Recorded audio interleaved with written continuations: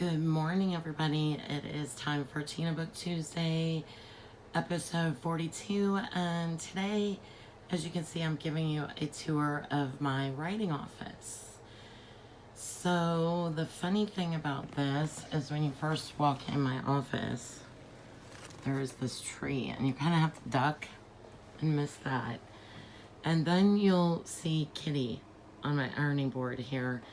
As you can see, I have to keep a towel on the ironing board because she tends to want to lay up here and gets hair all over it.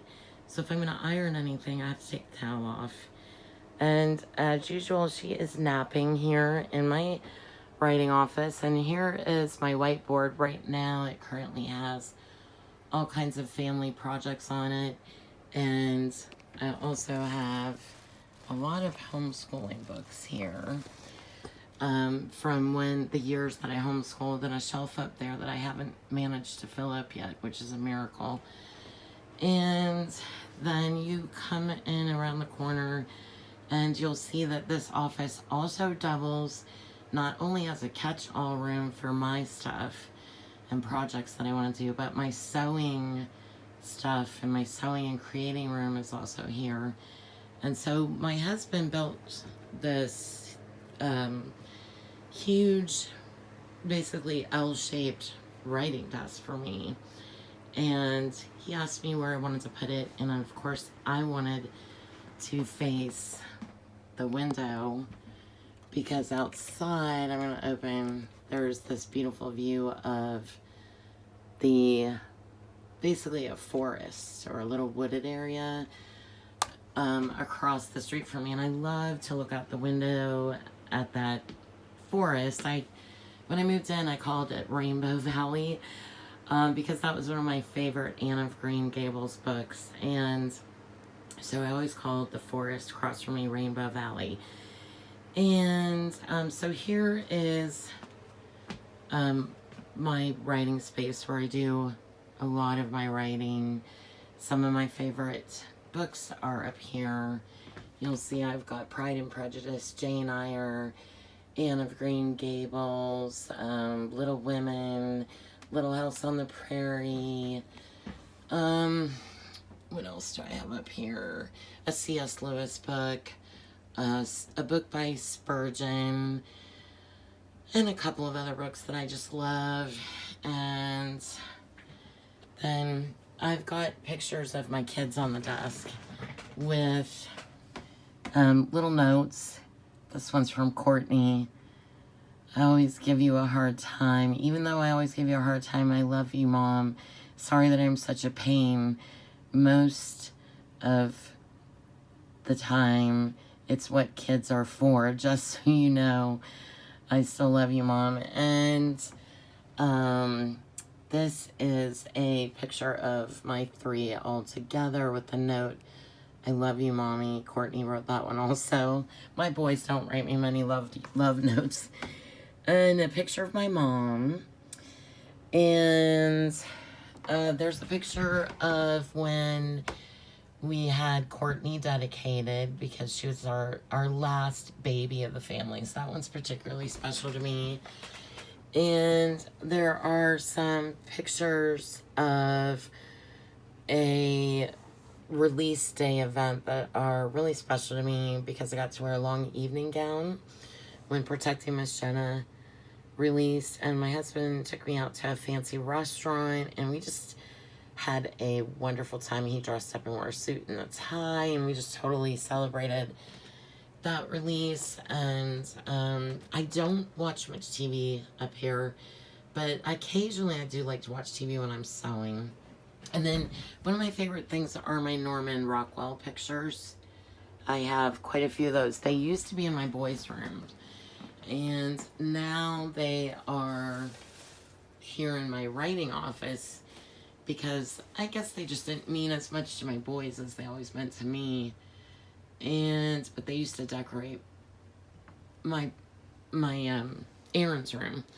And then I have a favorite calendar here that I'm just probably never going to get rid of because it has scenes like that. And I have some over here some postcards that I put into frames that are from Laura Ingalls Wilder when I visited her house in Missouri.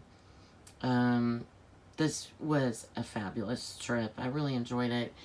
I also got to go see my uncle who lives in Missouri. And then over here are, you can see my books. I usually buy 2 copies of each book once it's published. So, and I put them on that shelf just kind of to keep me inspired and also to retain 2 copies for myself of every work. I don't give those away. They're just for my family. And I've got a picture up here, a poster from Gone with the Wind. When I went to Georgia to visit my daughter, I picked up this there. I actually have a little Gone with the Wind collection out in my hallway. And this is just one of the most romantic books ever written. And it inspires me. As you know, I write a lot of Civil War era stuff and antebellum era stuff. I love to write historical. That's probably my first love, but I also really enjoy contemporary. And then over here, there's a craft dresser with lots of craft supplies.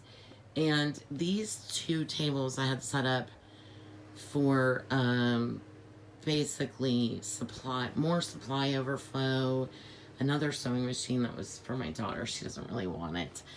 And more writing supplies, a big, huge Bible concordance, which I love, a medical dictionary, health encyclopedia, and I've got more room for files and stuff. Back there are projects that I just haven't gotten to yet. And also, somehow I've acquired luggage, and that all seems to go over here.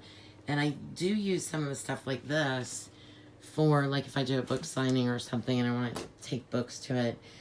And I also have book signing stuff over here in this box, which is constantly in my way. I have to find a new place for it. But there are materials in here that I use to help display books when I go to do a book signing. And there's more. There's my huge sewing box. I love this sewing box, but it's just so old. And I had to put a basket up there because the cat wants to get up there and sit and look down on everything in the whole room. It's like one of the highest points in the room. And she likes to sit up there and look down on everything that I am doing. As I have told you before, she's the editor-in-chief. And here's my chair. It's really important that you have a comfortable writing chair when you spend a lot of time in a chair. And so that is my writing room, and there are 2 colors on the walls. I've got a beige, eggshell brown, kind of almost a tan color, which is very soothing and calming, and this beautiful gold, rich, it's a rich yellow. I like yellow because it's inspiring, and I love plaids. Those are red and white and navy blue plaid curtains up there with beige tie backs. And over here's a stereo that doesn't work very well, and you know it. And here is just a great picture, some pictures that inspire me, and let us draw near to God. And and there's just more writing supplies in this corner. I try not to look at that corner. And I have a drawer there, and I have drawers there for more files, and I have drawers there, and I have some here, and I have drawers back here with more stuff.